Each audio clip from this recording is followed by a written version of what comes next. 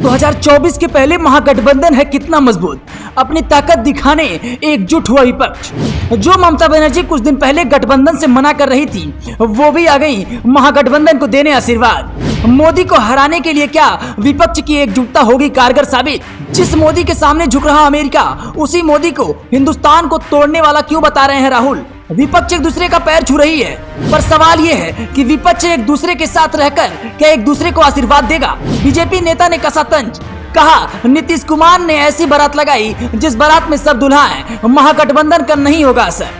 2024 में बीजेपी के विजय रथ को रोकने के लिए विपक्षी दल अभी से जोर लगा रहे हैं। इसके मद्देनजर कांग्रेस समेत कई विपक्षी पार्टियां एकजुट करने की कोशिश कर रही हैं। माना जा रहा है कि 2024 में अगर विपक्ष एक साथ आ जाता है तो बीजेपी को काफी परेशानी हो सकती है। हाल ही में सामने आई एक चुनावी सर्वे में ये बात तकरीबन सच साबित होती नजर आ रही है। पहले जान लीजिए कि राहुल ने पटना में क्या कहा, फिर आपको ऐसा सर्वे बताएंगे जो ये साबित कर देगा कि विपक्ष का एकजुट होना बीजेपी के लिए कितना चुनौती भरा होगा। पटना में राहुल गांधी ने लोगों को संबोधित किया, कहा आप जानते हैं कि हिंदुस्तान में विचारधारा की लड़ाई चल रही है। एक तरफ हमारी विचारधारा भारत को जोड़ने की है तो दूसरी तरफ बीजेपी की विचारधारा भारत को तोड़ने की।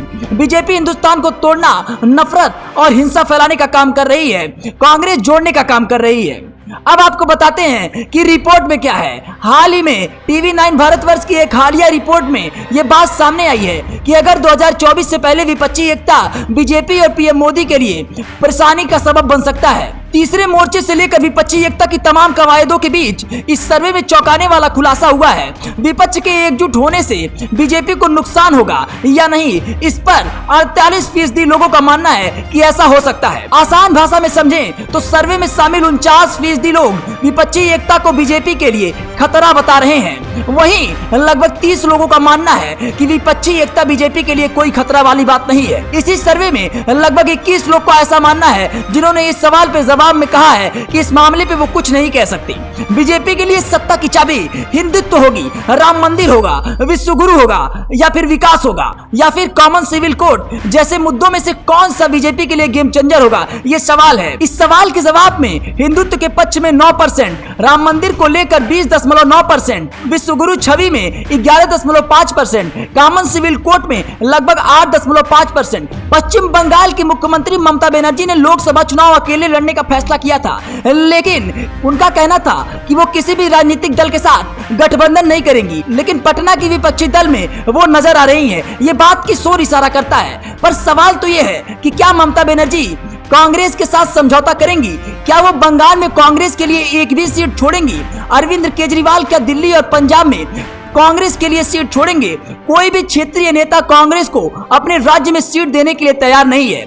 बैठक भले ही हो जाए, एक सीट पर समझौता होना असंभव है। दूसरी तरफ मुख्यमंत्री आवास पर होने वाली इस बैठक में जनता दल यूनाइटेड के नीतीश कुमार के अलावा कांग्रेस अध्यक्ष मल्लिकार्जुन खड़गे, राहुल गांधी, राष्ट्रीय जनता दल की ओर से तेजस्वी यादव, सपा प्रमुख अखिलेश यादव, नेशनल कॉन्फ्रेंस के Omar Abdullah, Peoples Democratic Party की महबूबा मुफ्ती, शिवसेना के उद्धव ठाकरे, राष्ट्रवादी कांग्रेस पार्टी के प्रमुख शरद पवार, टीएमसी प्रमुख ममता बनर्जी, आप से अरविंद केजरीवाल और भगवंत मान तो वहीं तमिलनाडु के मुख्यमंत्री एमके स्टालिन मौजूद रहेंगे।